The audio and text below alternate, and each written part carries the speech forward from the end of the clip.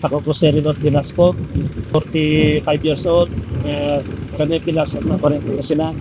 Isa po akong magsasanga at anak ng magsasanga.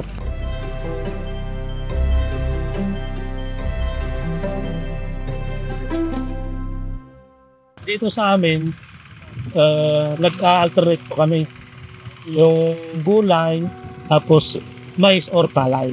Pinaka gusto mong itanim talaga, sili, dahil bukod sa madaling alagaan, talagang hindi siya ganong arugain, bigay ng ibang gulay na kailangan po ng 3 days o kung ano mga ang daming mga gastusin. Samantalang yung sili, lalo na yung variety na pinatugwit one, nagawa ng alay, ay talagang kaya-aya.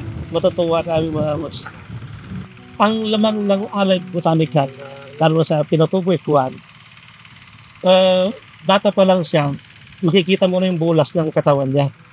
Tapos, matibay sa sakit at early maturing. Nakapundar din ako ng makinarya, yung kampatubig, gano'n. Tapos may konting pandin, pang gasto, saka pang yung tabi, gano'n. Balit pa lang yung sili, talagang itik na sa puba. Nakita ng mga buyer, yung malalaki, maganda ng quality.